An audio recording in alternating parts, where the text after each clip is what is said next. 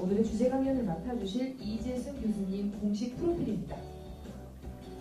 1964년 전남 보성에서 출생하셨고요. 서울대학교 법학박사를 역임하셨어요. 지금은 건국대학교 법학전문대학원 교수를 지내고 계시고요. 제5회 임종국상을 수상하셨습니다. 역시 여기서 끝나면 저희가 아니지요. 조금 더 깊게 파고 들어가는 시간을 가져보도록 하겠습니다. 언젠가 소설 한 편 꼭! 고등학교 때는 짧은 글짓기를, 대학 때는 진지한 시를 좋아했다는 이재승. 지금은 아주 비루한 인간이 깨달음을 얻어가는 과정을 소설을 쓰는 것이 꿈이자 목표라고 합니다. 민주주의 법학 연구회가 없었더라면 수업이 많은 잘못과 오류, 탕진을 거친 후에 20대 후반에 민주주의 법학연구회에 가입을 했고요. 회원들이 보여주는 실존적이고 응답적인 자세에 감흥하여 오늘에 이르렀다고 합니다. 그들이 없었으면 공부를 하지 않았을 것이라고 생각합니다. 친구는 중요한가 봐요. 13년 만에 안식년, 글쓰기, 여행, 보드카. 2013년 안식년을 처음 누렸다고 합니다. 존경하는 법 철학자 옹걸 교수를 따라서 학교 연구실에서 처박혀 오로지 글을 쓰고 과거사 문제를 토론하고 시민 강좌에 열을 올렸다고 합니다. 그래도 짬짬이 몽골과 터키에 여행을 다녀왔고요. 몽골에서 여행 내내 보드카를 마시며 알코올 도수를 일정하게 유지하는 법을 터득했다고 합니다. 술을 천천히 마시면 하루 종일 마실 수도 있다는 것을 깨달은 시간이었다고 합니다.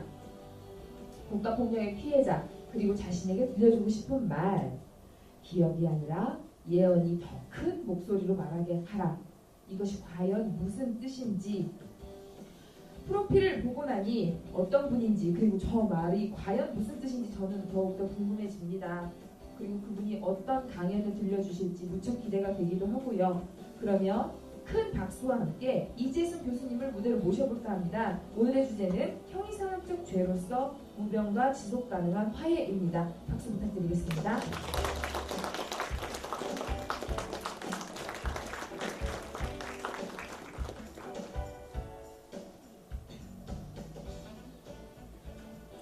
제가 30대 때 삼풍백화점이 무너졌어요. 사연 들으면서 많이 울었는데 지금 생각하면 그 뒤로 제가 한 일이 없는 거예요. 10년마다 사고가 나는 나라에서 제도를 바꾸려고 아무 노력도 하지 않아서 제가 똑같은 일을 겪었어요. 지금 SNS 하면서 울고만 있는 젊은 사람들, 10년 뒤에 부모 되면 저처럼 돼요. 봉사하든 데모하든 뭐든 해야 돼요. 사실 제가 처음 이 테마 강연을 부탁받고 나서 이제 그렇게 큰 참사가 있었습니다. 그리고 이제 굉장히 선생님 술을 얘기 많이 하셨는데 저도 술을 좀 많이 마셨습니다, 그 사이에. 그래서 그 중에 제가 이 주제와 연관돼서 가장 저한테 다짐을 다시 해주는 그런 글이었습니다. 그래서 제가 이렇게 옮겨왔습니다. 제가 생각할 때는 이제 참사, 어떤 사람이 이렇게 죽는다는 거, 이런 건 우리가 생각할 때 기본적으로 어떤 죽음이든지 그 슬픔을 비교할 수 없을 거라고 생각합니다. 그런데 만약에 그런 참사가 인간의 어떤 근본적인 과오, 탐욕, 그런 거에 입각해서 만약에 그런 참사가 벌어졌다면 우리는 굉장히 끔찍한 감정을 가질 거고, 그렇게 되면 우리 공동체고 권위고 뭐 이런 거에 대해서 아주 근본적으로 불신하는 태도를 가질 겁니다. 그리고 그런 현상을 우리는 지금도 보고 있습니다. 그래서 저는 그것이 인재이든 또는 천재이든 우리가 만약에 그런 것이 다시는 다시 발생되지는 않아야 한다라는 그런 생각을 갖는다면 한 어머니의 절규가 우리 이 문제에도 똑같이 적용될 거라고 생각합니다. 물론 이제 제주 4.3은 국가가 기획한 그런 의도적인 학살입니다. 그러니까 또 슬픔으로 치면은 어떤 인간의 탐욕 또는 과오, 이것보다는 훨씬 더 심각한 그런 부정이라고 저는 생각합니다. 그래서 어쨌든 세월호 참사에 희생된 분들 또는 유가족, 그리고 아직 되돌아오지 않는 자녀 또는 가족을 둔 그 실종자분들에게, 실종자 가족분들에게 아주 심심한 어떤 슬픔에 공명하고 싶은 이제 그런 마음을 전하면서 저희 얘기를 시작하도록 하겠습니다. 우리 한 밭담 사진 한번 보여주시겠습니까? 제가 제주도의 어떤 특색 있는 장면을 가지고 제 얘기를 시작하고 싶었는데요. 이게 사실은 이제 만리장성보다 더 길다고 그렇게 들었습니다. 누가 실측을 했는지 모르겠지만 저는 이 밭담의 돌이 어디서 기원했는지 그 화산섬이기 때문에 기원했을 거라고 생각하고 또 살아가기 위해서 수없이 많은 밭에서 저런 돌을 골라내어 담을 쌓았다고 생각합니다. 저는 이제 4.3 사건에 관련된 피해자들, 그 가족들이 담고 있는 그런 사연은 정말 제가 말로 표현할 수 없을 만큼 더 길 거라고 생각합니다. 이 섬이 생긴 이래로 이렇게 많은 사람들이 한꺼번에 죽게 되는, 더군다나 아주 황당한 죽음이죠. 어떤 뜻도 없는 그런 죽음을 맞이한 경우가 많았기 때문입니다. 제가 이제 골라낸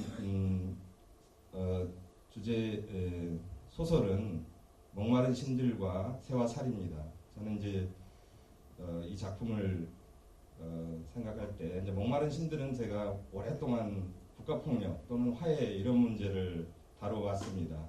그래서 어떻게 보면은 이제 화해를 다루는 작품으로서는 굉장히 보기 드물게 좋은 작품이다라는 생각을 했습니다. 물론 이제 저는 그냥 법학자이고 국가폭력을 다룬 사람이기 때문에 물론 이제 일반적인 문학의 문법은 알지 못합니다. 그러나 저한테는 굉장히 크게 읽어볼 만한 그런 감흥을 주었고요. 그리고 또 하나 이제 새와 살은 그 작품 자체가 4.3에 대한 하나의 약사라고 할 수 있습니다. 저는 이제 이런 약사를 쓴 분을 하나 알고 있는데요. 그러니까는 라스카사스라고 16세기에 스페인 제국이 인디언들을 어떻게 파괴했는가라는 그런 역사를 쓴 분이 있습니다. 저는 희생자, 약자의 관점에서 세계사를 쓴 최초의 인물이 아닐까라고 생각하는데 그 책하고 아주 흡사한 느낌을 받았습니다. 그래서 아주 좋았습니다. 제가 이제 목마른 신들은 저는 물론 지금 세월호 참사 그리고 4.3에 학살된 그 피해자들의 가족의 관점에서는 우리가 이 문제를 유쾌하게 말할 수는 없는 겁니다. 그러나 이 작품이 가지고 있는 그 본질적인 유쾌함, 이것에 의존해서 저는 참사로 인한 우리들의 슬픔을 한번 극복하는 그런 한번 전향을 이루었으면 합니다. 사실 현경 선생님 오늘 또 나오셔서 계속 부인을 합니다. 나는 4.3 작가가 아니다라고. 그런데 제가 볼 때는 현경 선생님 4.3의 작가입니다. 그리고 사실 모든 작품이 4.3을 얘기했으면 또 어떻습니까? 저는 소재가 문제가 아니고 그걸 통해서 어떤 것을 지향하고자 했는가, 그런 지향하려는 그 세계가 중요하다고 생각합니다. 저는 이제 현경 선생님 그런 면에서 보자면은 4.3의 문제를 통해서 작가의 책임을 다한, 어떤 면에서는 이제 그 진정성을 다 드러내 보이는 아주 드문 사례라고 그렇게 평가하고 싶습니다. 저는 이제 법학자이기 때문에 사실은 문학 해석이나 성경의 해석이나 또 법 해석이나 유사한 부분이 있습니다. 물론 이제 차이도 있지만요. 그래서 제가 알고 있는 가장 위대한 법철학자 중에 한 분이 이렇게 말했습니다. 그러니까는 해석한다는 것은 앞에 생각한 것을 뒤에 따라가서 다시 생각하는 것이 아니고, 그러니까 앞에 작가가 했던 것을 뒤에 해석자가 다시 똑같이 반복하는 게 아니고, 그 작가가 생각했던 것을 우리 현실하고 또는 우리가 추구하는 바와 맞추어서 완전하게, 그러니까 끝까지 궁극에까지 해석을 하는 거라고 그렇게 가르쳐 주었습니다. 저는 대단히 주제넘는 일이지만 이 두 작품을 가지고 지금 우리가 살고 있는 이 현실에 대해서 한번 도전적으로 읽고 그렇게 한번 질문도 던져볼 생각입니다. 다음. 사실 제주 4.3 특별법이 1999년에 제정되었습니다. 그런데 이제 그 황경선 작품은 92년에 개별적으로는 발표됐거든요. 작품 집으로는 아마 94년에 나온 것 같은데요. 그러니까는 황경선 작품을 보면은 2003년에 이런 이제 제주 4.3 사건 진상조사 보고서가 나오는 걸 뭐 예측할 수 있는 상황은 아니었죠. 근데 이제 순위 삼촌은 이제 제가 볼 때는 유신 시대에 말문을 닫아버린, 그러니까 과거 국가폭력에 대해서 말문을 닫아버린 그런 시대에 저항하는 그런 작품이라고 생각합니다. 정확히 말하면 고발을 한 거죠. 근데 그 고발을 오랫동안 4.3에 그러니까는 학살당한 4.3 피해자의 유족으로서 트라우마를 알아왔던 이제 순위 삼촌이 온팡밭에 돌아가서 자살을 해버리면서 이제 폭로를 하는 거죠. 그거 역시 트라우마고, 한경 선생님 아까 실어증 얘기했는데 그것도 엄청난 또 트라우마의 문제라고 생각하고요.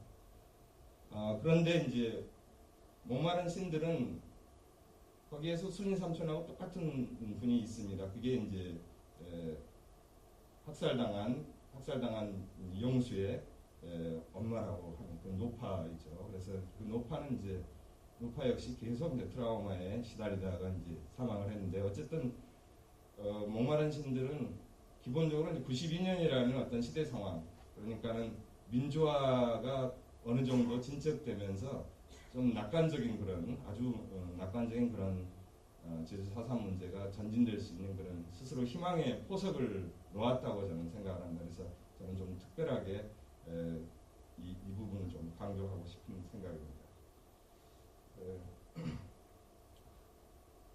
그 다음 이제 형이상학적 죄라는 걸 붙여봤습니다. 여러분 뭐 처음 들으면은 되게 철학자연 하면서 유시간치 한다 이렇게 이제 생각하실 거라고 생각합니다. 좀 맞습니다. 그건.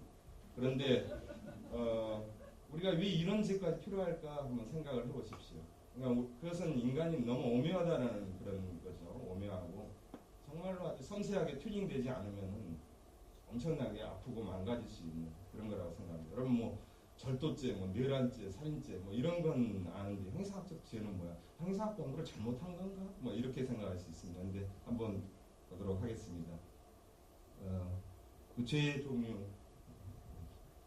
그 야스퍼스는 원래 보수적인 사람입니다. 이제 보수적인 사람이다라는 말은 그러니까는 독일 사회에서 이제 보수적인 사람들 중에서 아주 이제 나치 쪽으로 가는 사람도 있지만, 야스퍼스는 보수적이면서도 어느 정도 리버럴한 아주 자유주의적이면서도 이제 보수적인 그런 사람이었는데, 본인의 이제 그 부인이 유태인이었다는 사실은 아마 알 겁니다. 그러나 이제 이분이 결국 이제 유태인 그 나치 사회에서 이제 박해를 받는 그룹에 속해 있었고요. 그래서 전쟁이 끝나고 나서 2차 대전 그리고 유태인 학살에 대해서 독일 사람들은 어떤 책임이 있는가, 어떤 죄가 있는가라는 걸 논했습니다. 그래서 이렇게 이제 죄를 이렇게 4가지로 분류를 했습니다. 근데 이제 분류만 하고 말 건 아니거든요. 이걸 어떻게 우리가 통합할 거냐 문제인데, 사실은 그림을 하나 더 그린다라면요, 법적인 죄를 동심원의 한 가운데 두고, 그 다음에 이제 도덕적인 죄를 그 바깥에 두고, 그 다음에 형이상학적 죄를 맨 바깥쪽에 이제 두면 되겠습니다. 형이상학적 죄를 포섭하는 것은 인류 전체가 거기에 들어가는 겁니다. 그러니까는 형이상학적 죄 말할 때는 주로 이제 살아남은 사람들의 죄라고 해서 심리학에서는 서바이버 길트라고 얘기합니다. 그러니까는 우리 이제 세월호 참사를 겪고 거기에서 이제 구사일생으로 어쨌든 탈출해갖고 살아남은 사람이 느끼는 그 어떤 보통 죄의식도 이제 바로 그런 살아남은 자 형사학적 죄의 하나입니다. 그런데 이런 사람만 느끼는 게 아니고 그냥 우리가 그 세월호를 같이 타지 않는 우리도 느끼는 거죠. 그리고 또 한편으로는 그 장면을 바라보는 어디 카리브해안에서는 낚시하는 어부도 그런 슬픔을 느낄 겁니다. 그러니까 형사학적 죄라는 것은 아주 좁은 의미의 뭐 나치 수용소에서 유태인 수용소에서 살아남은 사람이 느끼는 죽은 유태인에 대해서 살아남은 사람이 느끼는 그런 죄의식일 수도 있지만 범위가 넓혀지는 거죠. 근데 이제 궁극적으로는 인류 전체가 이런 죄를 느낀다라고 이제 얘기를 하고 있습니다. 도덕적인 죄는 전쟁이 발생하고 또 그런 학살이 벌어지고 있는데 그것을 어떻게 보면 그 과정에 그 권위에 협력하는 것, 행동을 말합니다. 그래서 어쨌든 이건 이제 다소 소극적인 것이긴 한데요. 도덕적인 죄가 있고, 그 다음에 이제 정치적인 죄는 제가 조금 놔두겠습니다. 법적인 죄는 뭐냐면은 이제 유태인 학살, 전쟁을 일으키는 지도부 또는 유태인 학살에 관여했던 사람들이 지는 구체적인 죄죠.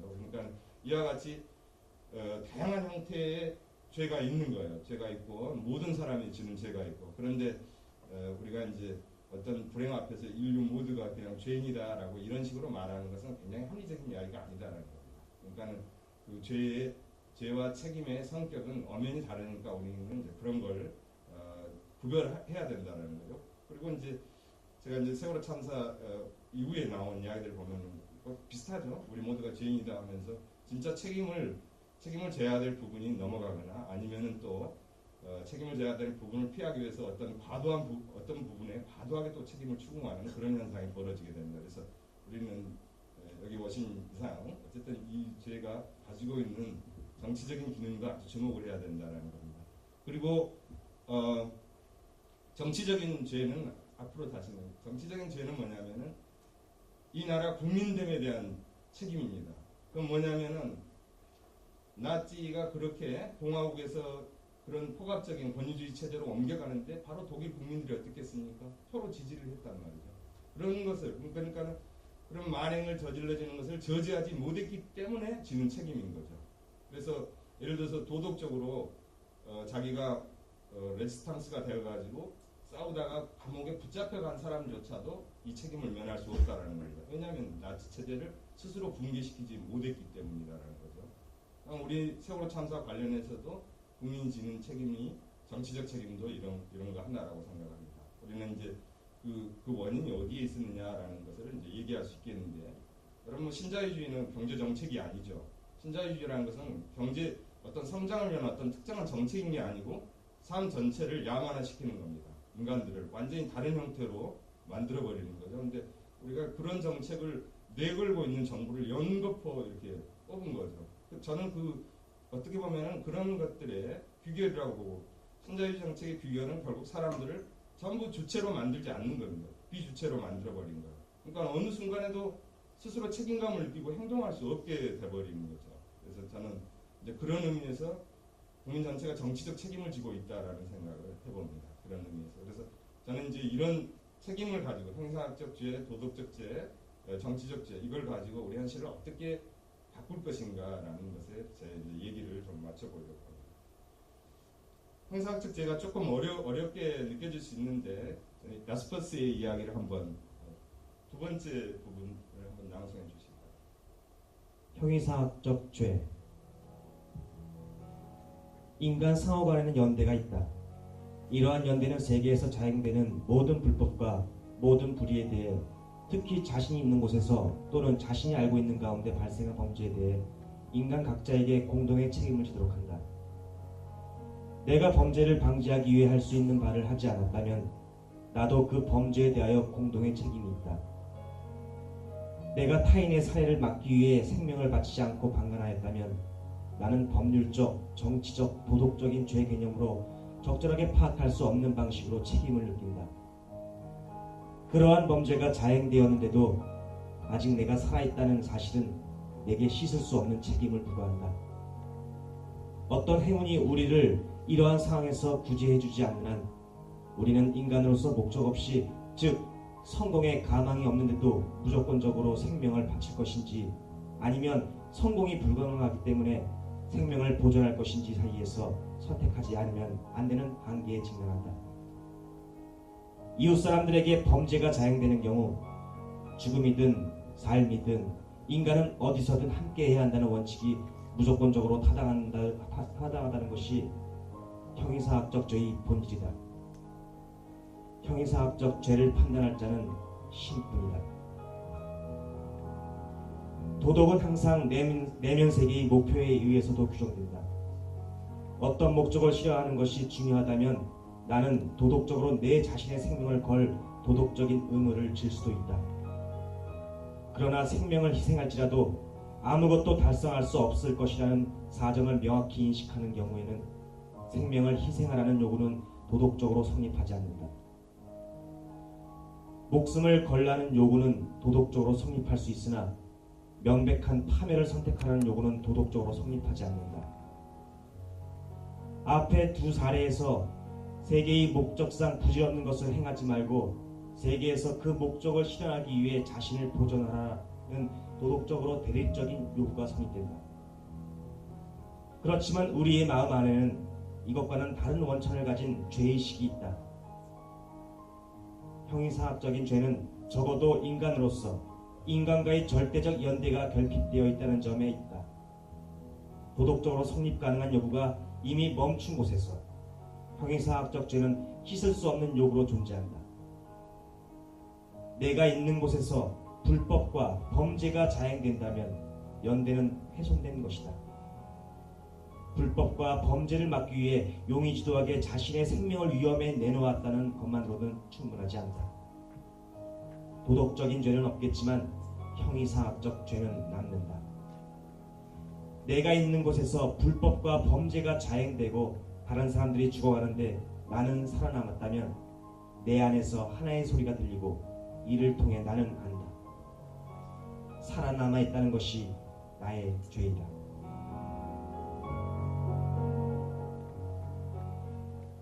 우리가 이제 형이상학적 죄의 공식이라는 말이 등장합니다. 이게 뭐 3단 논법 같긴 한데요. 어쨌든 나는 살아남았다. 방금 전에 야스퍼스 얘기도 나오죠. 나는 살아남았다. 고로 나는 죄인이다. 내 친구, 내 이웃이 대신 죽었기 때문이다. 이건 이제 같은 재난을 겪은 사람 중에서 살아남은 사람이 느끼는 일종의 의식이죠. 근데 그 다음에 우리 한번 제가 두 편의 시를 뽑아왔는데요. 브레이트하고 그리고 프리모 레비의 시입니다. 브레이트는 물론 이제 사회주의 작가이기도 하고요. 근데 이분이 자기 친구 발터 베냐민이 죽었다라는 말을 듣고 어쨌든 쓴 시입니다. 살아남은 자. 잠깐. 브레이트 시를. 살아남은 자. 브레이트. 물론 나는 알고 있다. 오직 운이 좋았던 덕택에 나는 그 많은 친구들보다 오래 살아남았다. 그러나 지난밤 꿈속에서 이 친구들이 나에 대하여 이야기하는 소리가 들려왔다. 강한 자는 살아남는다. 그러자 나는 자신이 미워졌다. 잠깐 이제 프리모 레비는 그 사람도 이제 유태인이어서 이제 나중에 결국 사살하고 말죠. 근데 어쨌든 이것이 인간인가라는 책으로 우리말로 번역되는데 아우슈비츠 그러니까는 어쨌든 유태인 수용소에서 그 경험을 아주 증언하는 그런 책이 있습니다. 그런데 여기 시는 이제 뭐냐면 악몽을 꾸는 거예요. 근데 이건 이제 단테의 신곡의 지옥편에 원래 이제 수용소 들어갈 때 지옥문에 들어갈 때 뭐라고 되어 있으니까 이곳에 들어오는 사람은 희망을 다 버려라라고 얘기를 하죠. 그러면서 이제 자기가 수용소 들어가는 장면을 이제 단테의 신곡 지옥편에 비교해가지고 썼습니다. 근데 이건 바로 지옥을 느끼고 있는 장면입니다. 이거 악몽인 거죠. 자기 죽은 동료가 말하고 있고요. 살아남은 자의 아픔, 프리모 레비. 돌아가게, 제발 나를 내버려두고 돌아가게, 먼저 간 동료들이여. 난 아직 어느 누구의 것도 빼앗은 적이 없고 어느 누구의 빵 한 조각도 훔친 적 없네.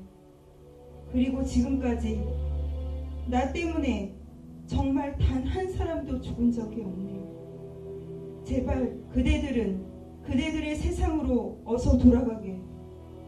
내가 아직 살아서, 내가 아직 죽지 못해서 먹고 입고 잠자며 목숨을 부지하고 있다는 게 어찌 내 탓이고 내 잘못이란 말인가.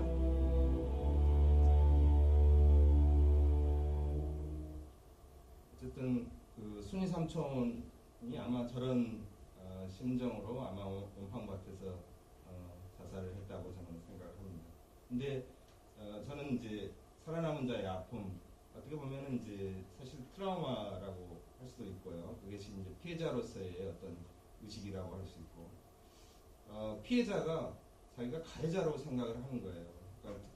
죽은 동료에 대해서. 그래서 이 점을 이제 서바이버 길트라고 그렇게 부르는데, 사실은 이런 심리적인 문제가 좀 더 철학적, 윤리적으로 좀 더 바뀌어야 되고, 저는 이제 이것이 좀 더 정치적인 어떤 힘으로 바뀔 때만이 이걸 극복할 수 있을 거라고 생각을 합니다.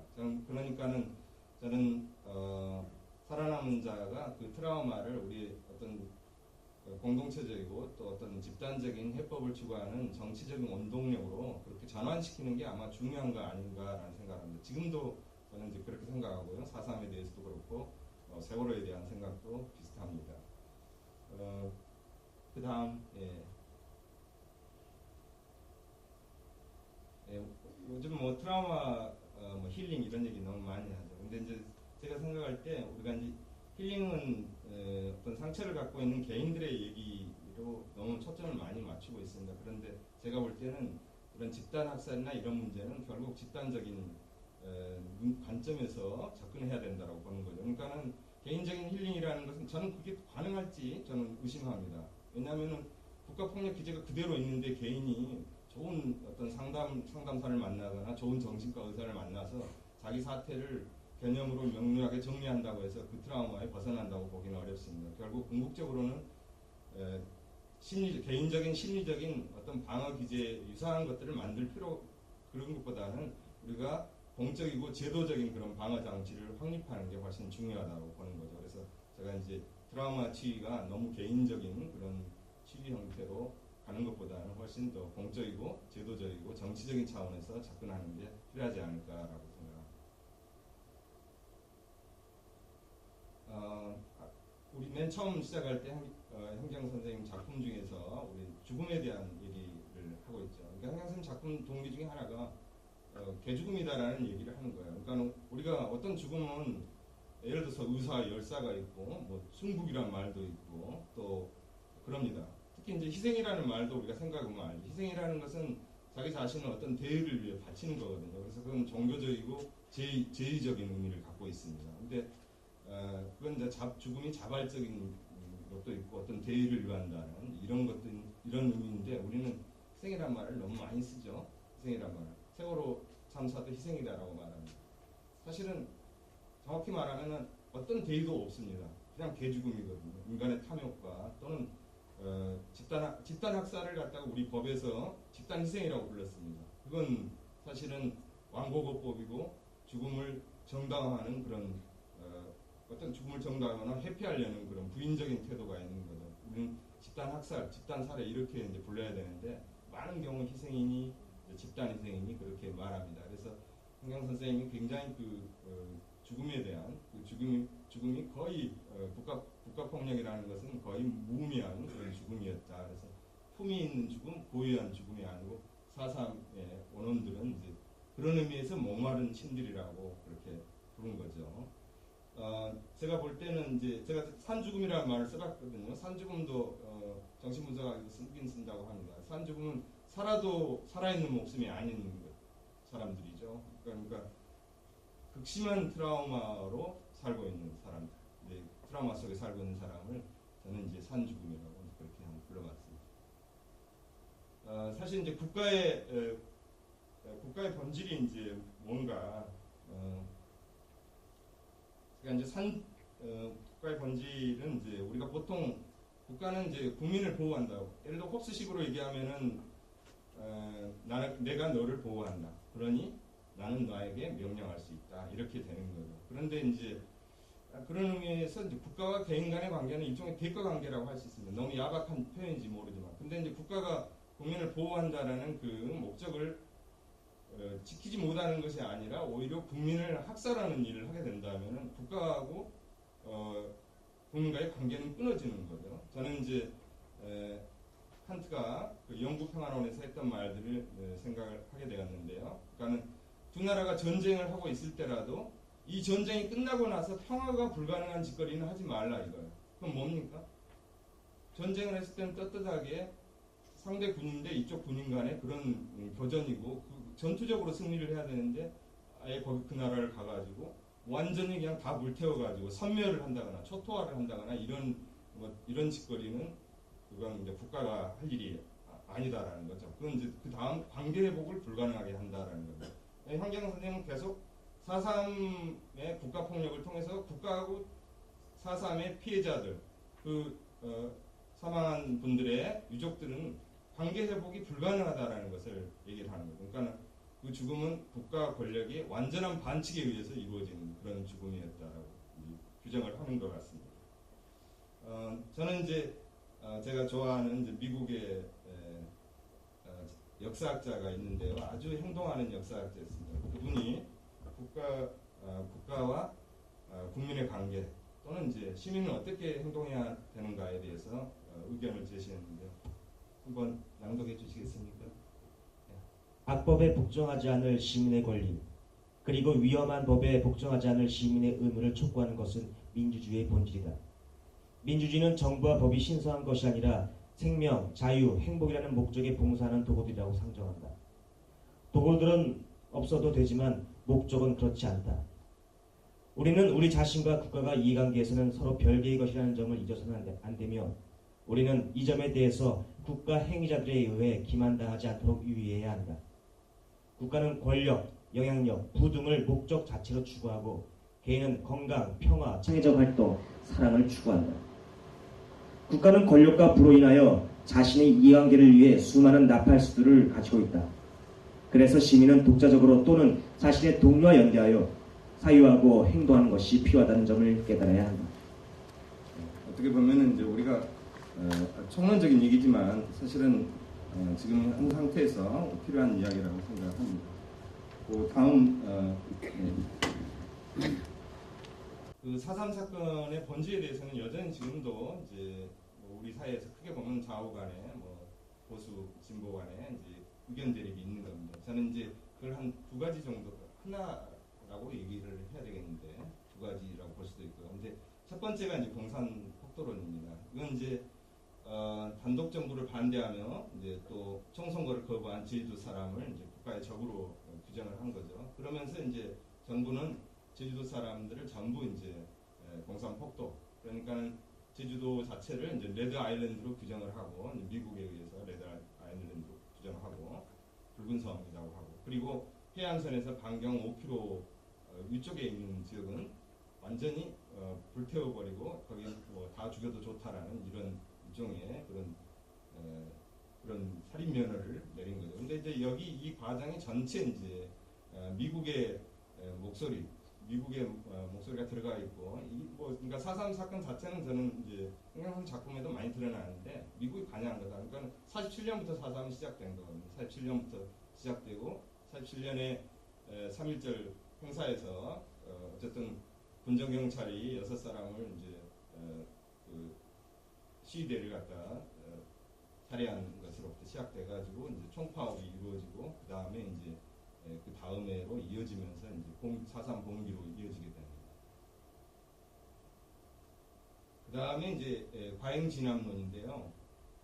사실은 이제 우리 사회에 좀 주류적인 시각이라고 할 수 있습니다. 그러니까는 4.3을 봉기를 주도한 사람들은 이제 남로당 제주도 사람들이고, 그리고 이제 그 사람들의 이제 일부는 부안 매동했고, 또 대부분의 선량한 제주도 사람들이 이 혼란한 그 난세에 어떻게 보면은 막 산에 올라가 숨고 여기저기 숨어서 이른바 이제 폭도로 간주되었다, 이제 이렇게 설명을 하는 거죠. 그래서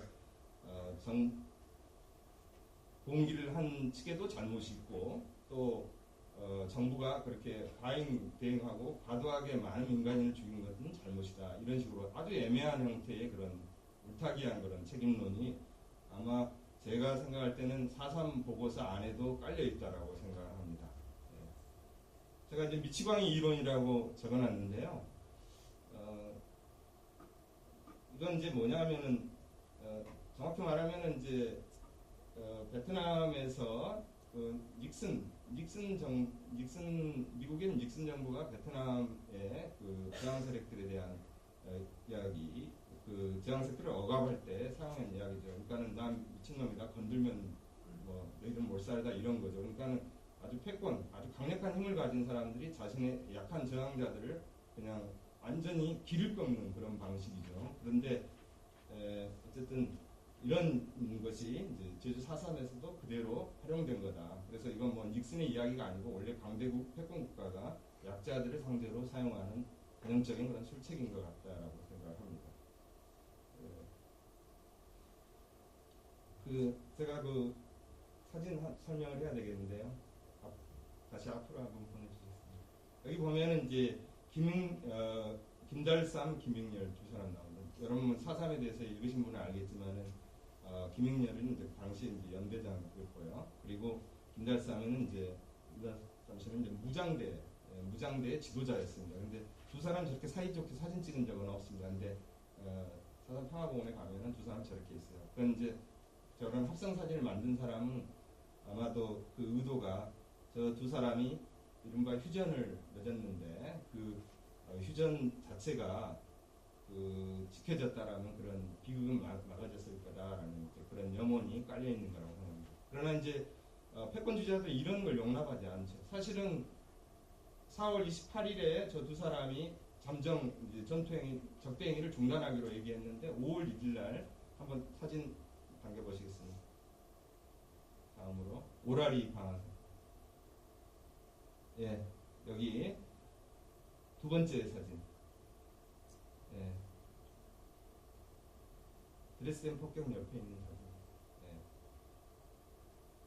그 오라리 방아, 여기는 이제 광범위하게 이제 미군이 4.3의 배후에 있다라는 걸 보여주는 겁니다. 사실은 이제 미국은 자기 손에 피를 묻힐 필요가 없는 거죠. 북에서 열받아갖고 쫓겨나온 사람들을 동원해가지고 제주도 민중들을 이렇게 학살하는 데 사용을 한 거죠. 그걸 뭐 선생님은 이제 EJ라고 썼고요. 어쨌든 여기 이제 오라리 방아 사건은 뭐냐면은 평화 협정을 깨뜨리는 겁니다. 근데 오라리 방아 사건은 이른바 이제 우익 청년단들이 와서 소행한 거거든요. 이게 이제 5월 1일 날 이제 메이데이라는 미국의 이제 기록 영화에 남아 있는 겁니다. 그래서 저걸 찍은 사람들은 누군지 알겠죠? 미국이 찍은 거죠. 미국이 찍었고 미국은 뭘 원했는지 알겠죠.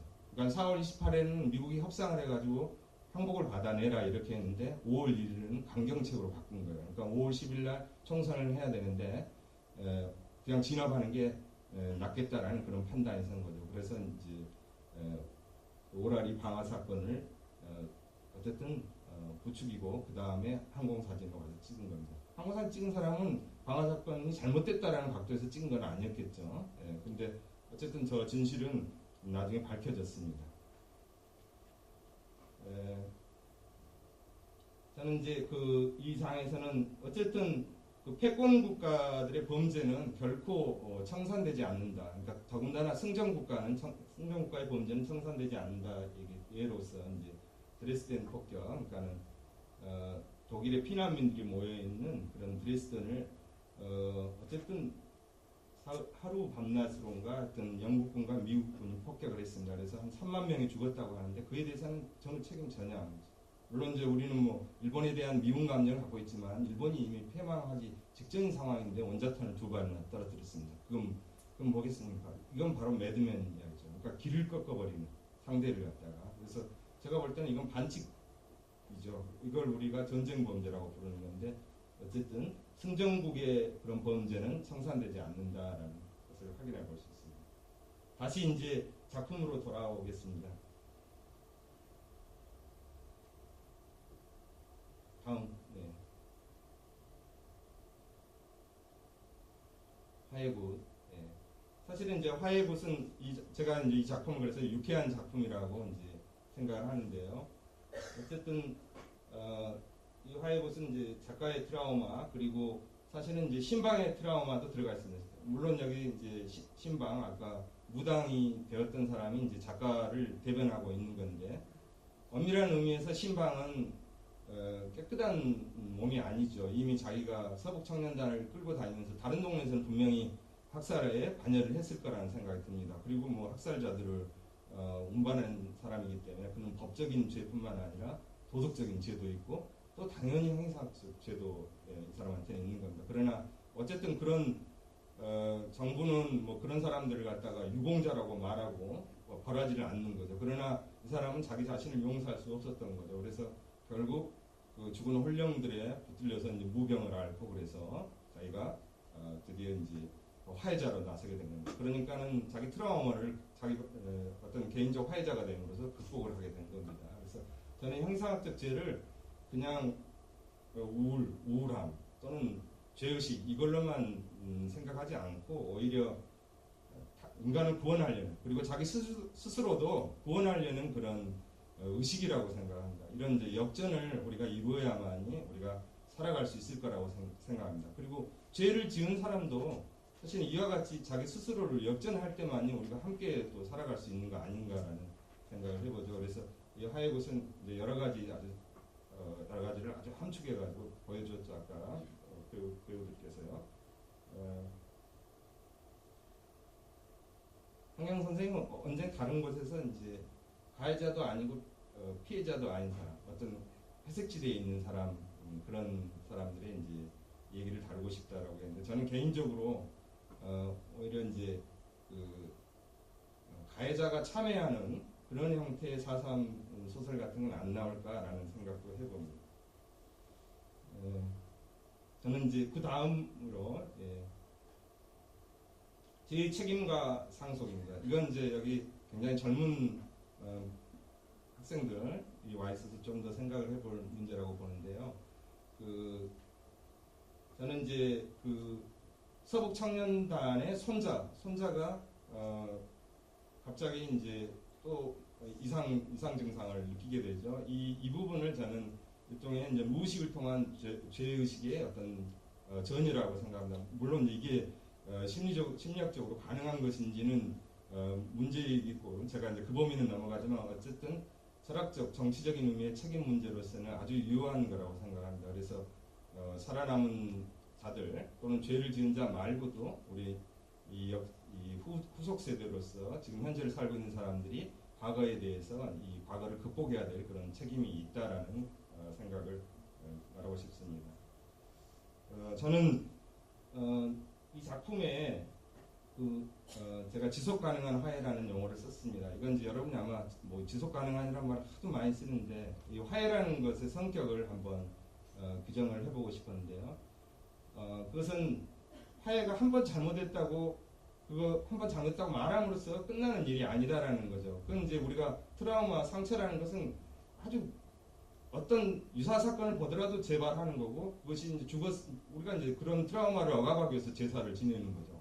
어떤 면에서는. 근데 결국에는 이제 국가 폭력을 자행한 그 국가가 지속적으로 화해를 요구하고 이제 그 화해 조치를 취해야 한다라는 그런 생각을 해봅니다. 그래서 이제 이렇게 한번 제주 4.3 사건의 경위를 한번 다음으로 한번 그다음에 이제 그 구체적인 것은 이제 유엔 총회가 채택한 그런 피해자 권리장전을 한번 우리가 거기에 보면은 이제 살아남은 자들 또는 국가가 해야 될 그런 책무를 자세하게 규정하고 있습니다. 자, 그다음 피해자 권리장전은 이와 같이 5가지를 말하고 있습니다. 진실규명, 피해배상, 책임자 처벌, 그리고 정신적 혁신, 그 다음에 제도개입니다. 우리가 정신적으로 완전히 깨달아야 된다는 것뿐만 아니라 이런 학살을 야기했던 구조들을 완전히 없애야 된다는 얘기죠. 그런데 현실은 어떻습니까? 한번 다음으로 한번.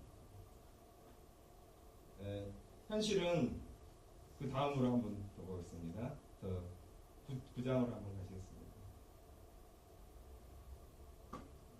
부장.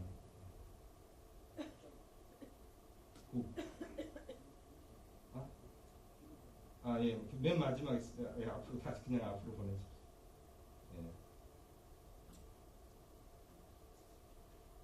우리 현실은 사실은 보면은 평화기념공원을 짓지만 강정에는 해군기지를 만들고 있습니다. 그리고 이제 그 많은 조작 간첩 사건을 만들어 놓고도 그리고 어땠습니까? 그 국가배상 판결까지 하고 재심에서 무죄까지 선고했는데 그 다음에 또 어떻습니까? 증거 조작을 해가지고 또 만들고 있고요. 그리고 온갖 형태의 옛날 악법은 그대로 살아있고 공직자들은 한마디로 말해서 이제 짭새화가 다시 되어 있고 감시하고 뭐 SNS도 감시하고 그렇게 되어 있죠.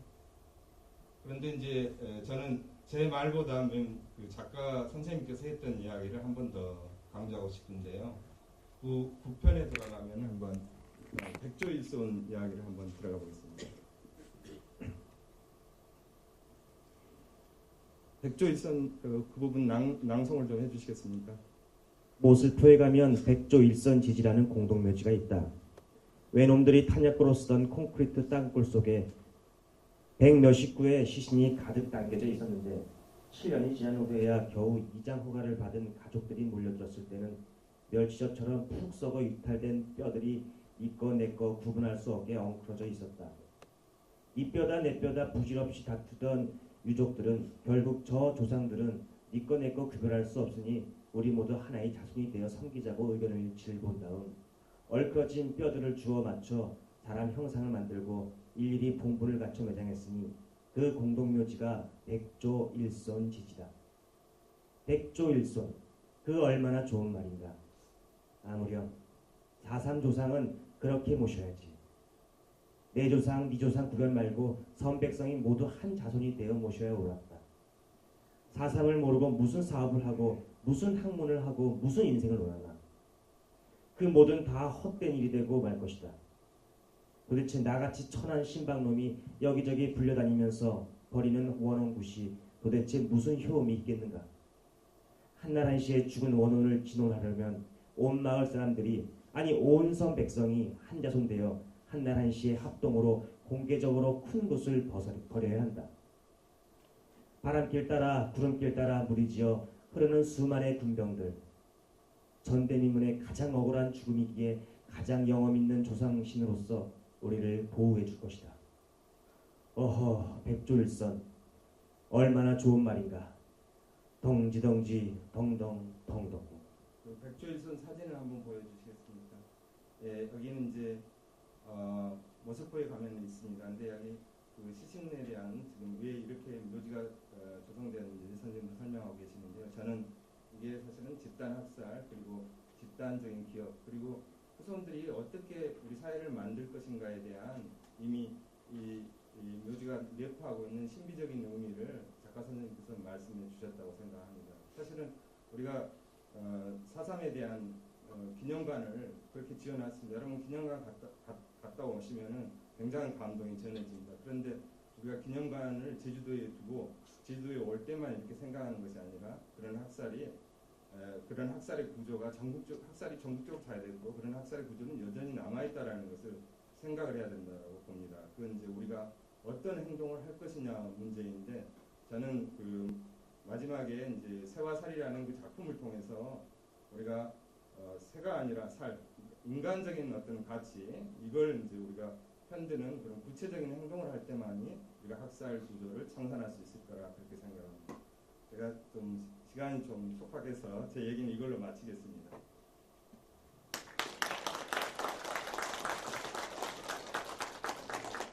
이재승 교수님께서 굉장히 땀을 막 뻘뻘 흘려가면서 사상의 의미, 화해, 통일성애적 재해에 대해서 말씀하셨습니다. 박수 한 번 더 쳐주세요. 정말 고생하셨습니다. 강연 제목을 보고 형이상학적 죄가 뭔지 궁금하셨죠? 근데 강연 듣고 나니까 대략적으로 이런 것이구나 우리 모두 느낄 수 있었습니다. 화해라는 게 근데 단순하지 않은 것 같아요. 악수하고 미안해 알았어 하는 게 아니라 어떤 의미가 담기고 시간이 흐르고 그리고 그것을 어떻게 기억하느냐에 따라서 화해나 역사가 지속되고 발전 가능한지 그리고 그것을 알 수 있는 계기가 문학과 이런 강연, 우리의 의미라고 생각을 합니다. 앞서 계속 말씀드렸다시피 저희 사전 독자 감상단으로 참여했던 제주 사대국고 학생들에게 코너를 좀 맡겨보았습니다. 이름하여 1분 토론 누가 잘 아나 시간입니다. 앞으로 4.3 사건을 소재와 주제로 삼아 예술작품을 제작할 기회가 생긴다면 어떤 장르의 어떤 의도와 어떤 내용과 형식을 갖춘 작품을 만들고 싶나요? 라는 질문을 미리 주었고요. 이들이 1분 동안 자신의 의견을 피력하는 시간입니다. 5명이나 나와 앉아 있어요. 이 시간을 위해서 어젯밤 밤새 이 코너를 준비했다고 합니다.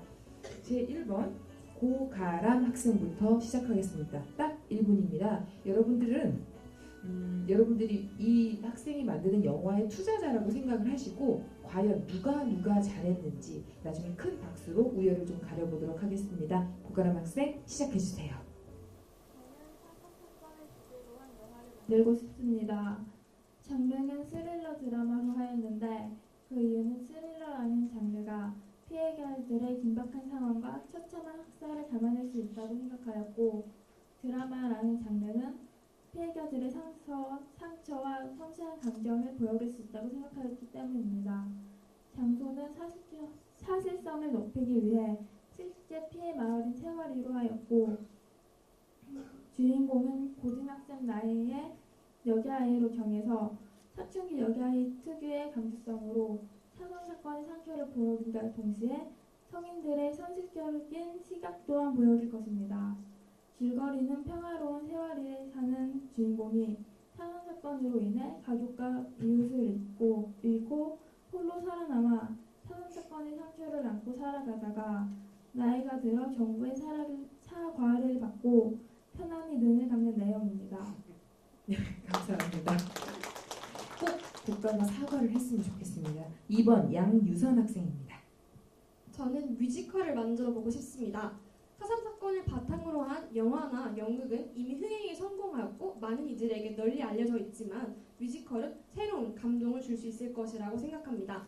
너영나영, 오돌토기와 같은 제주 민요와 뮤지컬 음악을 함께 조화시켜서 제주도의 고유한 정서 역시 전할 것입니다. 저는 주인공을 특정한 소수로 정하지 않고 다른 생각과 상황을 지닌 여러 명으로 구성할 것입니다. 순경과 폭도들을 피해 다니는 인물부터 가족이 순경 혹은 폭도들에 의해 죽임을 당한 인물, 목숨 부지를 위해 군인과 정략 결혼을 한 인물, 또한 양심의 가책을 못 느끼며 사살 명령을 내리는 군 지휘관, 민간인들을 사살하는 것에 고통을 느끼는 군인, 아무것도 모른 채 비극을 겪은 어린아이까지의 여러 모습을 그릴 것입니다. 프랑스 혁명을 노래한 뮤지컬 레미제라블이 전 세계의 사랑을 받고 있듯이 제주도의 사삼 사건을 노래한 이 뮤지컬 역시 사삼 사건을 널리 알리고 다양한 관점에서 이해하는 데 큰 역할을 할 수 있을 것입니다. 네, 감사합니다. 개인적인 생각으로는 양유선 학생이 뮤지컬 배우가 됐으면 좋겠습니다. 고동현 부분 제3번 고동현 학생입니다. 시작해주세요. 거두절미 중점만 말하겠습니다. 저는 영화가 좋을 것 같습니다. 영화가 저희 줄거리를 극대화하여 전달할 수 있다고 생각하기 때문입니다. 이 영화의 등장인물인 나는 영화 감독으로서 소재를 얻기 위해 사삼 사건의 비극을 경험한 유족이 있는 마을을 돌아다니는 여정을 그린 영화입니다. 여기서 중요한 것은 바로 사삼 사건의 피해자분들이 회상을 액자식으로 영화에 삽입하는 것입니다. 유족들의 경험적인 요소가 영화를 더욱더 인상 깊고 감명을 줄 수 있도록 도와주기 때문입니다. 네, 감사합니다. 4번 오민아 학생입니다. 네, 아직도 사삼 사건은 대한민국이 아닌 제주도만의 상처로 남아있는 것 같습니다. 그래서 많은 사람들이 볼 수 있도록 드라마로 만들고 싶습니다. 드라마의 장르는 로맨스로 하면 좋을 것 같은데 그 이유는 너무 무거운 내용이거나 재미가 없으면 역사를 잘 모르는 어린 학생들이 그리고 청소년들이 많이 보지 않으려 하기 때문입니다. 내용은 평화로운 제주도에서 알콩달콩 잘 사귀던 남녀가 사삼 사건이 터지고 남자가 죽을 위기에 처해서 어쩔 수 없이 생이별을 한 뒤 펼쳐지는 이야기를 그리는 것입니다. 그렇게 해서 여자의 눈으로 그 당시 제주도의 모습을 생생하게 전달하면 좋을 것 같습니다. 그런 식으로 역사를 있는 그대로 유지한 채 로맨스와 재미를 약간 가미해서 우리나라의 많은 사람들, 특히 청소년들이 사삼 사건의 참모습을 진정성 있게 알게 되었으면 좋겠습니다. 이상입니다. 네, 뭐니 해도 로맨스지요. 감사합니다. 5번 이낙연 학생입니다. 저는 자신이 저지른 일에 대해 눈물로 해결하는 가해자의 시점으로 소설을 써보고 싶습니다.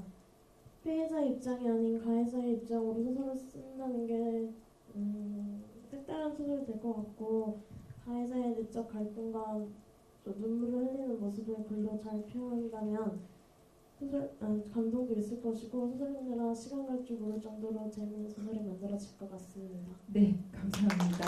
뮤지컬과 영화 그리고 소설과 드라마까지 모든 장르가 다 나왔습니다. 현경 선생님, 이 제주 4대 국어 영재들의 답변 아니 의견 어떻게 들으셨습니까?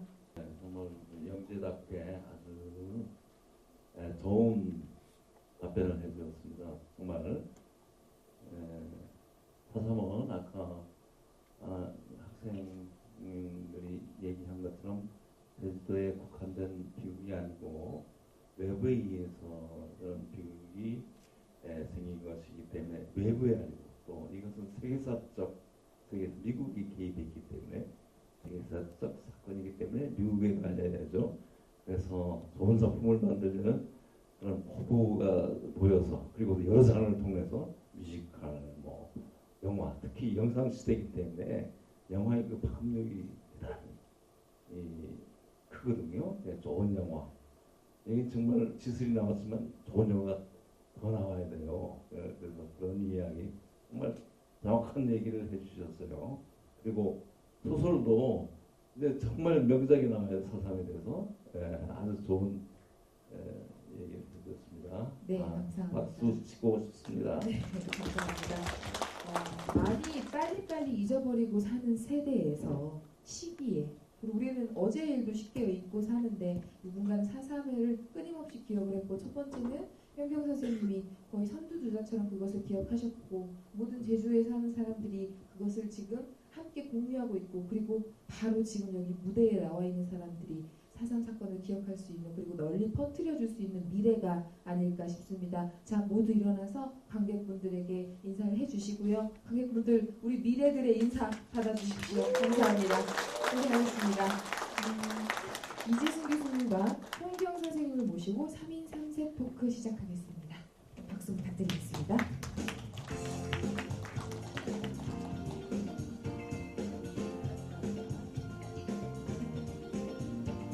우리 연수님 오늘 굉장히 다이나믹하십니다. 힘이 원래 넘치는 분이세요. 이재승 교수님, 네. 아까 너무 땀을 흘리셔가지고 보는 제가 너무 안쓰러웠습니다. 네, 조금 제가 말보다 글을 쓰는 걸 글보다는 훨씬 말을 잘 못하는 편인데 어쨌든 예. 제가 너무 많은 글을 쓴 거에 비해서 말은 잘 전달을 못해서 좀 죄송합니다. 여러분들은 네. 모르시겠지만 이재승 교수님께서 이 원고, 이 강연을 위해서 무려 18장의 A4 용지 꽉 찬, 이거보다 더 꽉 찬 A4 용지의 그 원고를 주셨어요. 18장. 덕분에 저희 대본 다 합해서 43장 나왔습니다. 선생님, 오늘 지켜보신 소감 간단하게 말씀해 주세요. 저는 사실은 좀 보이지 않습니다. 그래서 지켜보지는 못했고요. 어쨌든 저는 제주 4.3 관련해 가지고는 제주도에 몇 번 왔습니다. 그래서 제가 이제 4.3과 관련해서 연구한 것이 있다면은 제주 4.3 군사재판에 대한 연구를 했습니다. 그래서 군사재판 자체는 이제 정식의 어떤 재판이 아니고 그 자체가 국가범죄 내지 폭력, 국가폭력이다. 이제 그렇게 규정을 한 적이 있습니다. 그래서 그런 연유로 제주 4.3 행사에 몇 번 왔습니다. 그리고 오늘 또 여러 행사들이 있는데 또 많은 이렇게 청중들이 참여해 주셔서 정말 영광인데요. 네. 선생님께서 인권 법학자로 국가에 의한 폭력, 범죄 등에 관한 전문가이시고요. 방금도 말씀하셨듯이 국가범죄. 근데 이 제목으로 책도 내셨어요.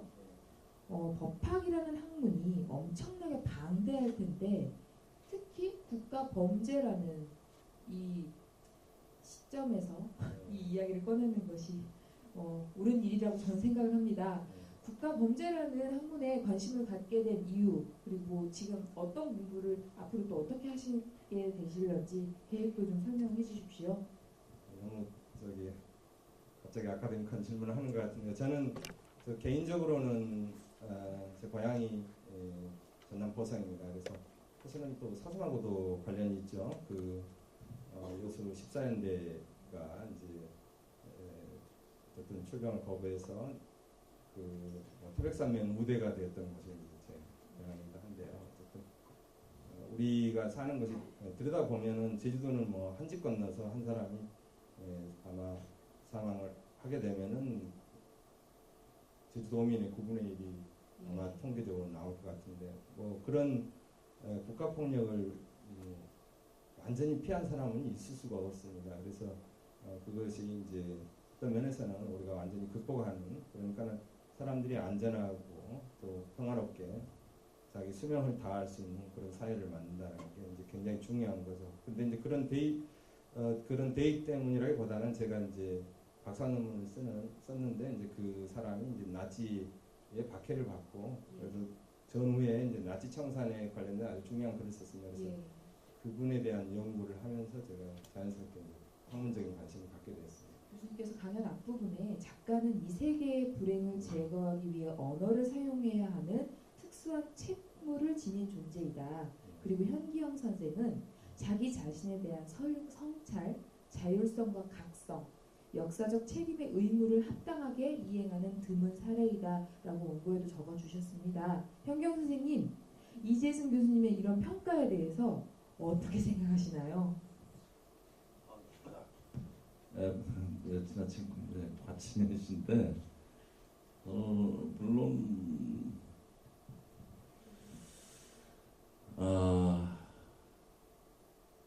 그 책무라는 게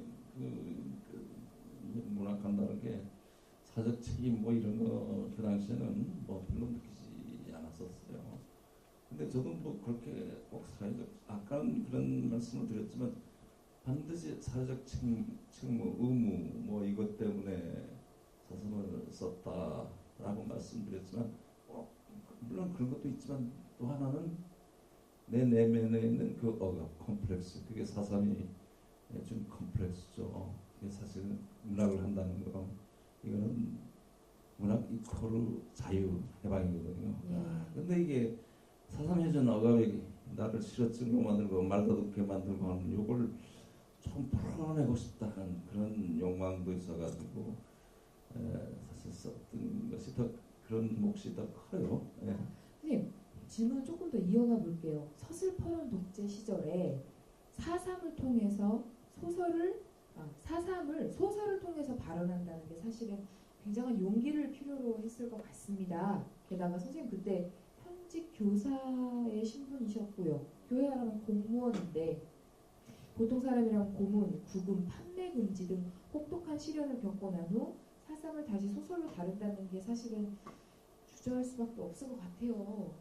선생님, 이때 어떤 생각으로 어떤 판단을 그래서 그게 운명과 만남이라고 생각이 될 수밖에 없는데 수인삼촌 쓰고 난 후에 지금까지도 사삼에서 벗어나지 못하고 있어요.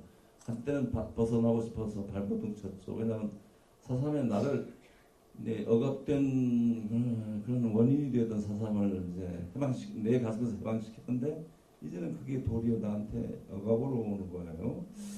오늘 이제 악몽을 한 몇 번 꿨는데 똑같은 악몽이 뭐냐면은 내가 사상사 수의삼촌 써가지고 보안사 가서 엄청난 고문을 받았는데 그 고문 방식과 똑같은 방식으로 사삼의 원혼들이 나를 이제 납치에다가 고문을 하는 겁니다. 네가 뭐가 잘한 게 사삼에 대해서 뭐가 잘한 게 있다고 사삼에서 떠나려고 그러냐 이렇게 합니다. 그래서 그런 악몽을 한 2번 꾸고 나니까 무섭디다. 나도 뭐 땀이 식은땀이 절절 흐르고 난 따로 자고 있었기 때문에 그렇죠. 비명까지도 들렸던 것 같아요. 내 목소리가 그때 잠겼으니까.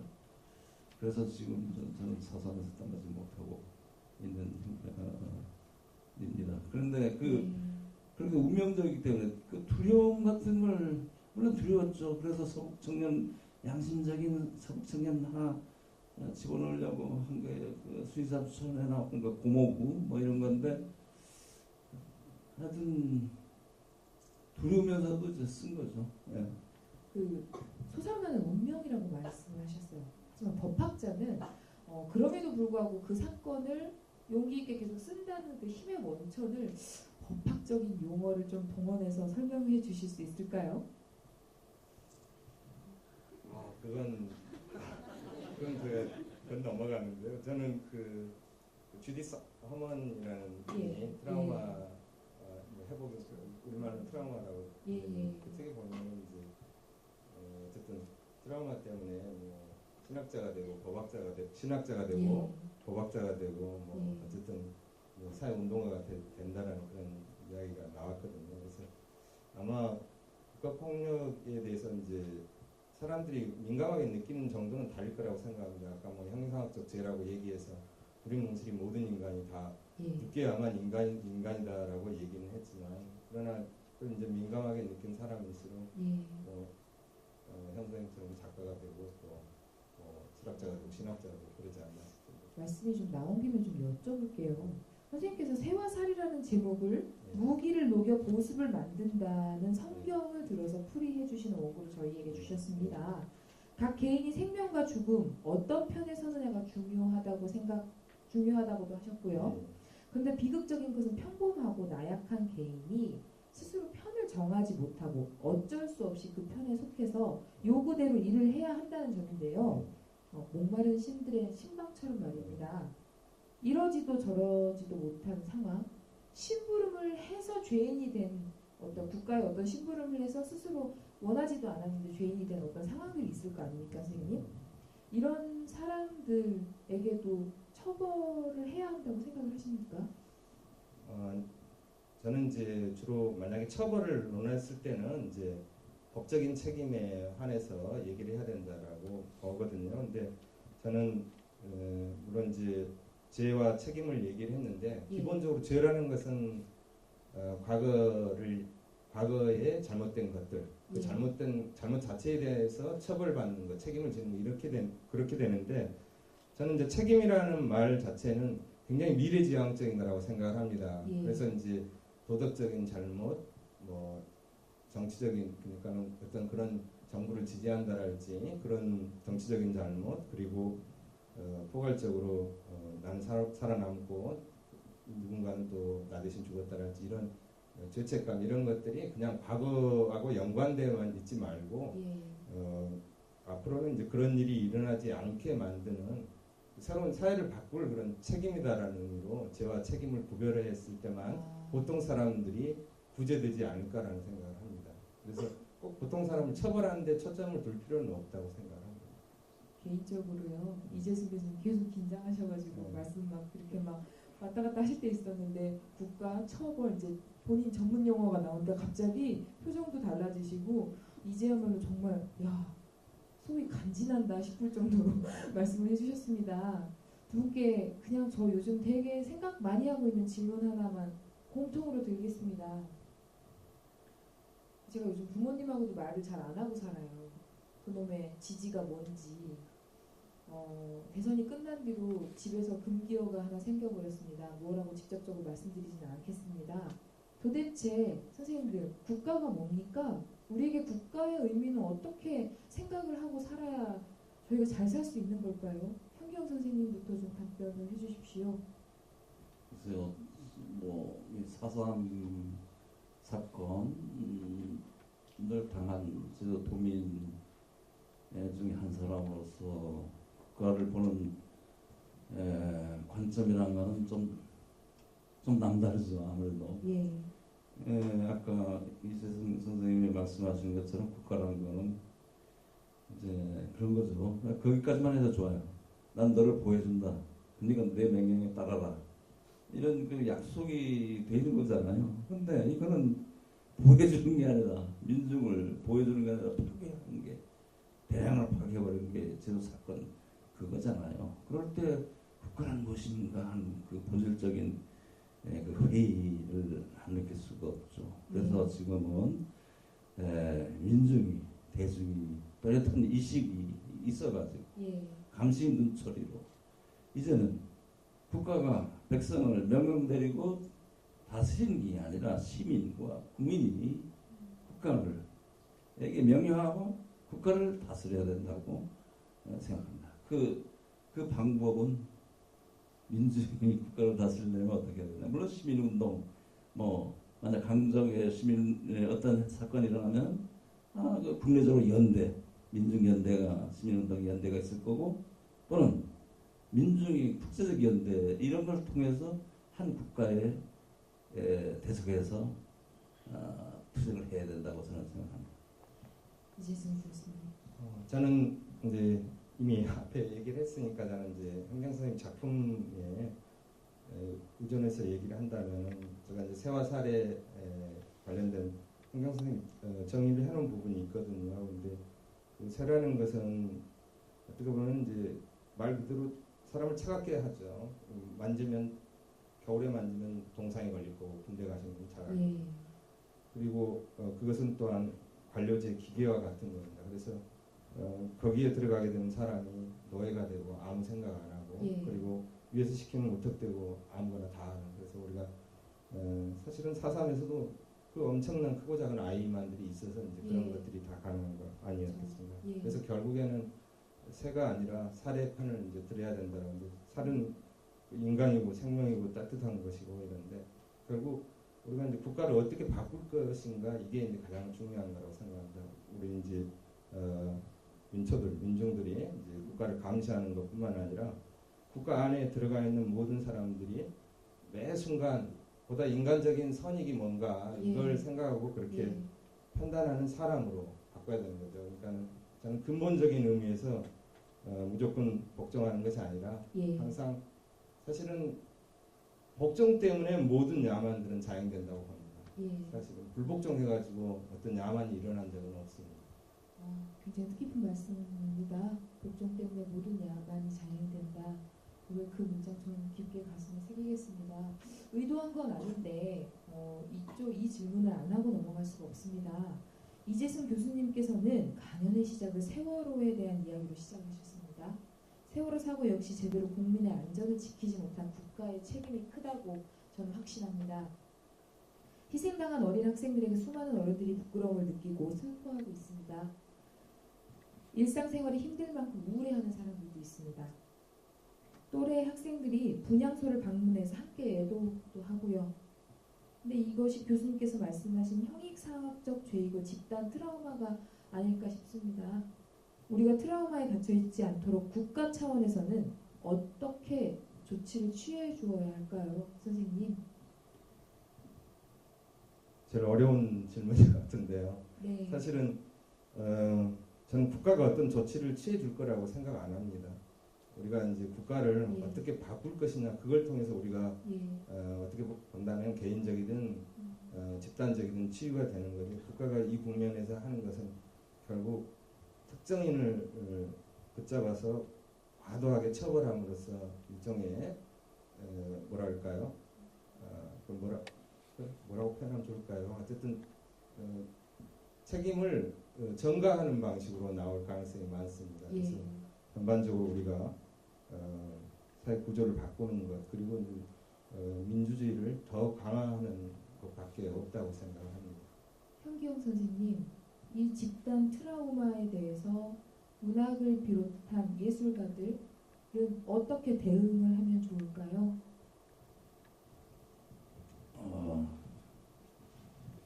집단 트라우마 이게 사실 그렇죠. 지금 그 세월호에서 겪은 유가족 당사자들 그리고 또 생존자 학생들 그 사람들이 그 경험은 일생갑니다. 예. 그 경험 그 뇌리에 완전히 파여져가지고 새겨져가지고 일생가. 그러나 이 사회는 금방증이 많아갖고 한 3년쯤 되면 잊어버리지 않을까. 이게 문제죠. 그러니까 사회, 국가는 건망증이 심해요. 개인은 그 트라우마를 일생가는데 국가, 사회는 금방 잊어버려요. 그러니까 이 국가와 사회가 잊지 않도록 어떤 장치, 끊임없는 교육과 끊임없는 어떤 기억의 망각을 막는 그런 일을 우리 예술 활동으로 또 해야 된다고 또 생각합니다. 그리고 그 예술 활동이 아주 이제 정교하게 예술적으로 정말 완성도가 높은 그런 예술 작품이 나와서 대중 국민 시민들을 설복하고 감동시킬 수 있는 그런 작품. 그런 의미에서라면 우리는 아주 든든한 후배들을 가지고 있습니다. 아까 여기 아까 올라왔던 그 드라마와 영화, 네, 뮤지컬, 소설로 하겠다는 저 친구들 우리의 미래라고 저는 생각합니다. 그렇죠. 미체험 세대들이 이 바로 요거까지도 계승 또는 상속받아서 그 상속이라는 말 상속받아서 잊지 않기 세월호의 참극을 잊지 않기 사삼의 참극을 잊지 않기 잊어버리면 다시 어떻게 돼요? 다시 똑같이 그 비극이 반복되는 것이죠. 그렇죠? 이재승 교수님, 제가 사회자의 권한으로 마지막 질문을 할 수 있는 권한을 한 번 드리겠습니다. 현기영 선생님께 개인적으로든 작품적으로든 궁금한 거 하나만 질문해 주세요. 제가 그 테마 강의를 할 때 이미 말씀을 드렸는데, 그러니까는 어떤 4.3의 어떤 대작의 계획이 있는지 아니면은 그 그레이 회색지대에 있는 사람 중에서 이른바 아까 학생 중에서도 마지막 학생이 얘기했던 것 같은데 이른바 가해자가 변해가는 과정으로서 4.3을 바라보는 그런 작품 같은 거 혹시 기획하고 있습니다. 그러니까 앞으로 그 4.3에 대한 그 4.3 소재는 여러 가지 관점에서 보고 주인공을 위해서 가해자를 주인공을 할 수도 있고 피해자 또는 피해자였다가 가해자 변하는 사람들은 할 수 있고 아까도 정말 학생들이 지금 얘기했는데 이거 할 수 있는 거예요. 그렇게 다양한 접근이 이제 중요하다고 생각하고 저 개인으로서는 아까도 말씀드렸지만 저는 이제 사선에서 벗어날 수가 없는 사람이 되어가지고 신방 그러니까 말하는 신방이 되어가지고 결국 장편을 지금 구상하고 있습니다. 사선에서. 때마침 적절한 말씀을 드리셨어요. 정말 어려운 시기에 어려운 시간을 함께 해주셨습니다. 지금 누군가는 광장에 나가서 촛불을 들고 있는 시간이기도 하고 우리는 이곳에서 마음의 촛불, 두 눈의 촛불을 켜고 있는 상황이기도 합니다. 아직 끝나지 않았습니다. 문화카페 유랑극장 고유의 코너가 곧 시작됩니다. 여러 행사를 거쳐 효능이 입증됐습니다. 3일 밤샌 사람도 그 재미에 빠져 잠 못 들게 만들고 북한군도 무서워한다는 중2 인류가 벌벌 떠는 빗나간 고3 맞아 살살 달랜다는 코너이지요. 문화카페 유랑극장 최고 인기 코너입니다. 5초면 충분할걸 예스 or 노 시간입니다. 네, 5초면 충분할걸 예스 or 노 당신의 선택은 코너인데요. 선생님들께서 제가 하는 질문에 5초 안에 O 아니면 X를 들어주시면 됩니다. 재빠르게 시작해 보도록 하겠습니다. 자, 1. 외모, 성격, 학벌, 재산 가운데 나는 외모가 가장 뛰어나다고 굳게 믿는다. 하나, 둘, 셋.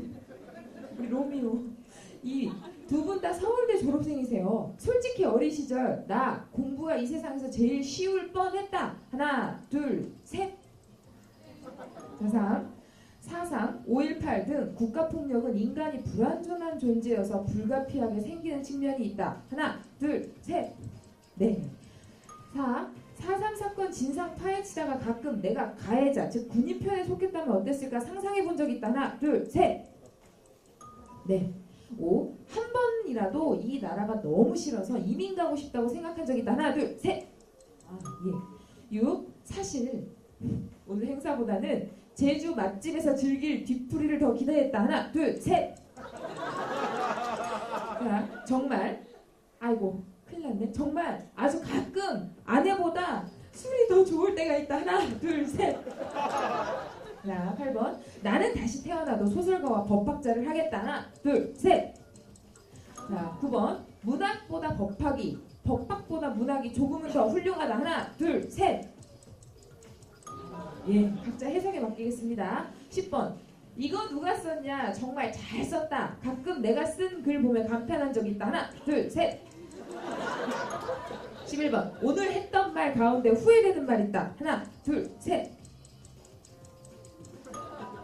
12번 오늘 코너 중 이 코너가 제일 재밌다. 하나, 둘, 셋. 감사합니다. 박수 부탁드립니다. 선생님 끝나지 않았습니다. 다음으로 진행할 코너는 약간 건방진 코너입니다. 딱 5자 싱싱 토크 시간인데요. 아마 TV에서 보셨던 분들 많을 거라고 생각을 합니다. 제가 묻는 질문에 무조건 5글자로 답변해 주시면 되는데요. 관객 여러분 5손가락을 쫙 펴시고 오늘 초대 손님들이 정말로 5글자로 이야기하는지 심사해 주시면 됩니다. 아이고 제가 현기영 선생님 덕분에 소설가 됐는데 제가 언제 이 선생님께 반말해 보겠습니까? 공식적으로 이번만 하겠습니다. 선생님 현기영 선생님부터 시작해 보겠습니다. 아내 무서워? 너무 무서워. 글 안 써질 때. 술 처먹어. 4글자입니다. 술 아주 많이 안 해. 술을 술 아주 많이. 오케이. 자, 4.3 없었음. 좋은 행복한 나라. 행복한 제주. 예, 맞습니다. 이재승 교수님 긴장하십시오. 1번 교수 아니면 실컷 놀았다. 2. 법이 없다면 실업자 됐지? 세상 바뀔까? 바꿔야 한다. 예, 공통 질문입니다. 현경 선생님부터 춤 좀 추세요. 나는 못 춰. 안 되나? 나는 못 쳐요. 요. 예. 이재승 교수님 춤 좀 추세요. 아주 못 쳐요. 자, 오늘 어땠어? 너무 좋았어. 이재승 교수님 너무 긴장했어.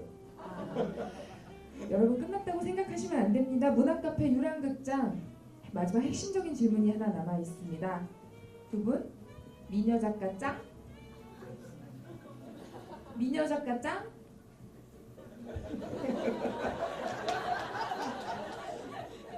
짱. 민우 작가 짱. 네. 아니, 네. 뭐 내가 다섯 미녀 작가 짱? 미녀 작가 짱. 네. 감사합니다. 감사합니다. 두 분께 박수 부탁드리겠습니다. 두 분 오늘 너무 감사드립니다. 예, 이쪽으로 내려가 주시고요. 어떻게 같은 인간의 탈을 쓰고 그럴 수 있어?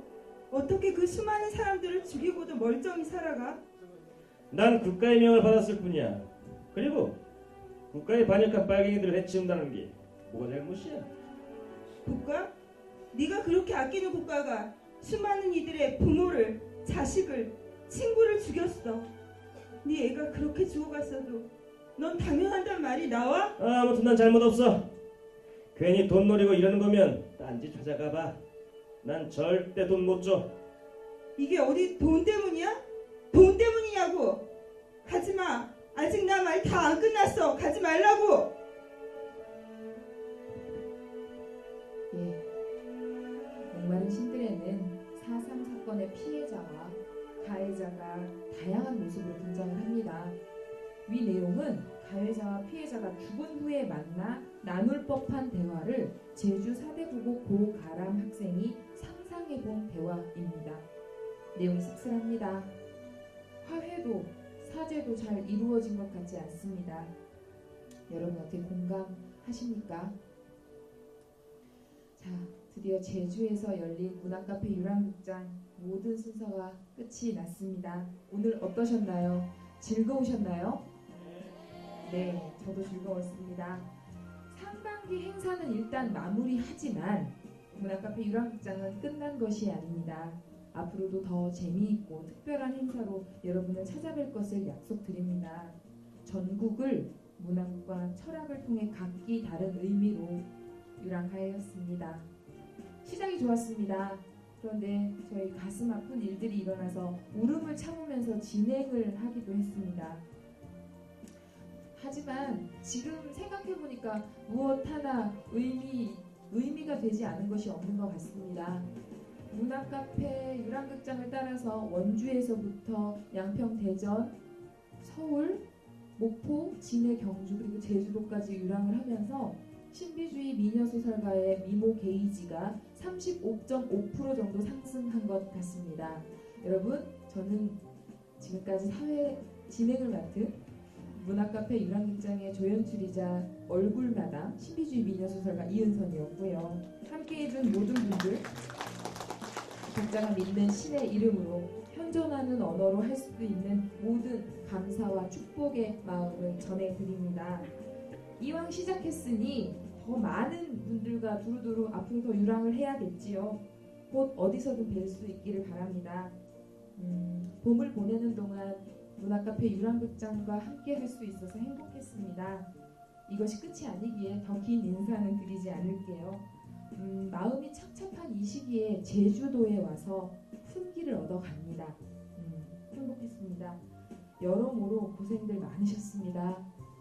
이 팀을 이끌어 주시느라고 그리고 이곳에 오시느라고 말입니다.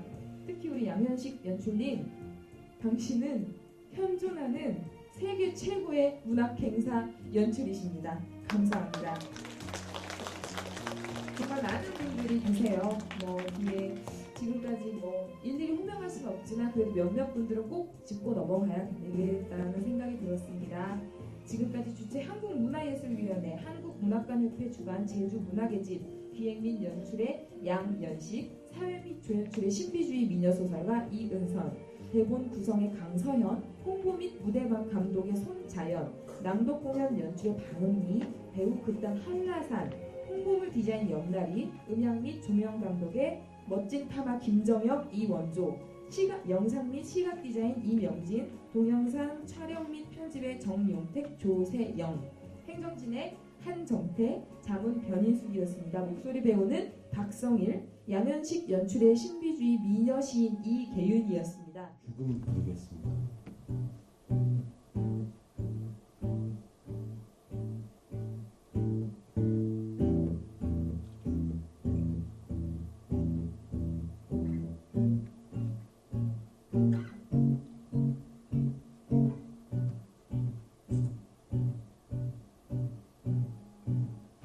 작은 새 하나가 내게 다가와 길을 잃었다고 잠시 내 어깨에 기대 알 수 없는 얘긴 너무 슬프게 내 대신 새가 된 친구의 영혼이 되어 가슴엔 커다란 침묵이 무거운 한숨만 허공에 흩어지네 떠나려 날개를 펼치며 바람을 일으켜 내 머리를 흩트리네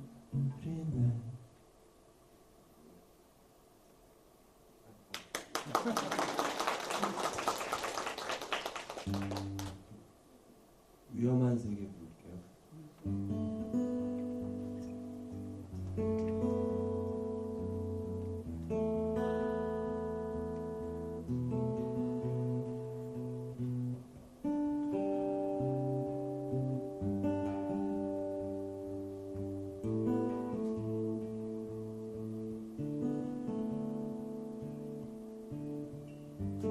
저기 철탑 위에 서 있는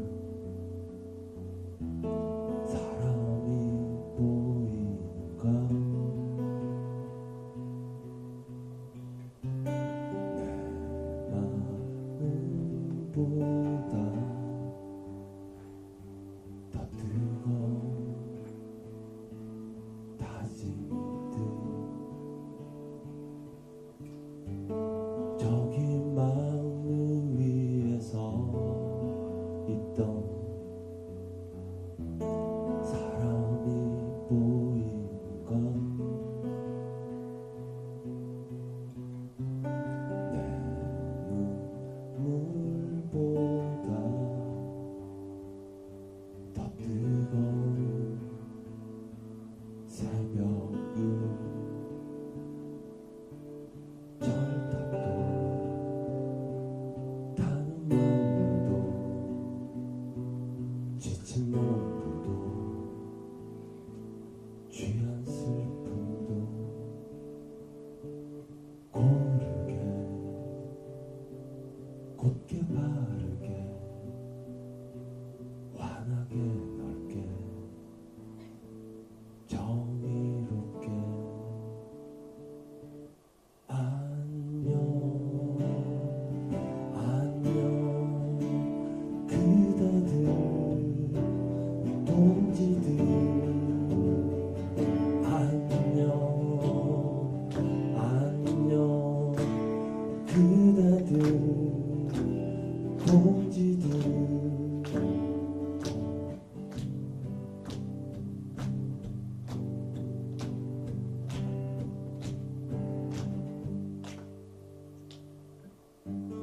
저기 들판 위에서 있는 사람이 보이니까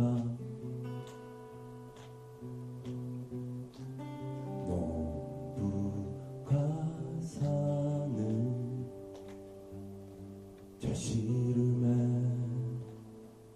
마른 땅 저기 갯꽃 가자 부르는 구렁비가 보이나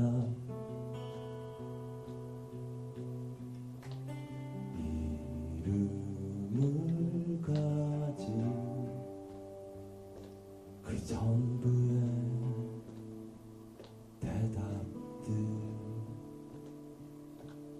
철탑도 타는 마음도 지친 농부도 취한 슬픔도 고르게 곧게 바르게 환하게 넓게 정의롭게 안녕 안녕 그대들 동지들 안녕 안녕 그대들 동지들 안녕 그대들 동지들 안녕 그대들 동지들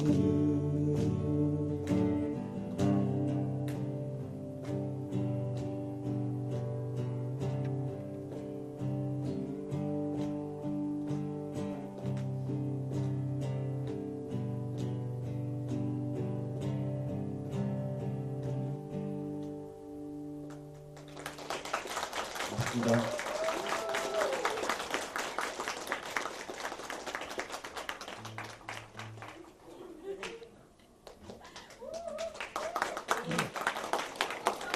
앵콜.